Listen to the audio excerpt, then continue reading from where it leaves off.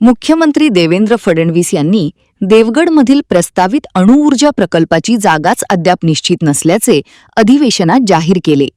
अणुऊर्जा प्रकल्पाबाबत मुख्यमंत्र्यांच्या स्पष्टीकरणाच्या बातमीचे बॅनर लावणाऱ्या कामगाराला मुणगे गावात जातीवाचक शिवीगाळ करून मारहाण करण्यात आल्याची फिर्याद पोलिसांत दाखल आहे. मारहाण झालेला तरुण हा अणुऊर्जा प्रकल्प समर्थक नव्हता की कोणताही राजकीय पार्टीचा समर्थक. तो केवळ पोटासाठी काम करणारा एक कामगार होता. मुख्यमंत्र्यांच्या बातमीचे बॅनर लावायचे काम घेतलेल्या बॅनर मेकरचा तो साधा कामगार. पण त्याला झालेल्या शिवीगाळ आणि मारहाणीची आपबीती त्या युवकाने आज कणकवलीत पत्रकारांसमोर सांगितली. प्रकल्प समर्थक किंवा विरोधक ही वेगळी बाजू आहे. एक सर्वसामान्य कामगार जो आपल्या पोटापाण्यासाठी रात्री-बेरात्री बॅनर लावायचे काम करतोय, त्याला जातीवाचक शिवीगाळ करून मारहाण करणे हा कसला विरोध?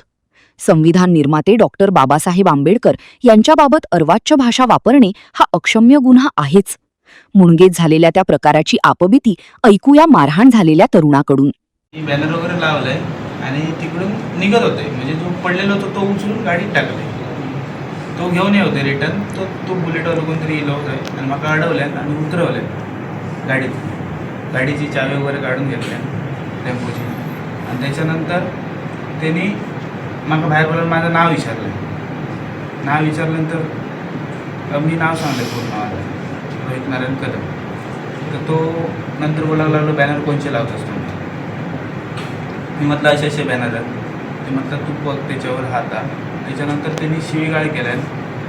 बाबासाहेबांवर नको नको तर बोललो, भरपूर काय काय बोललो. तो जातीवरून वगैरे भरपूर शिव्या वगैरे घातल्या मला. त्याच्यानंतर मग ते मारहाण पण केले मला भरपूर त्याच्यानंतर त्यांनी. आणि मग मी तिकडून मग त्या माझ्या मालकाला फोन लावला की असा असा विषय झाला आहे. मग तिकडे मग ते हे आले कोणतरी, ते जे बॅनर लावायला होते ते आले माझ्यासोबत आणि मग मला तिकडून सोडवलं. मग नंतर मग तिकडून आलो, घरी गेलो. मग जास्त दुखायला लागलं, मग मी जाऊन ॲडमिट झालो इकडे सिव्हिलला. किती लोक होती? तरी 15 लोक होती, 15-20 लोक होती.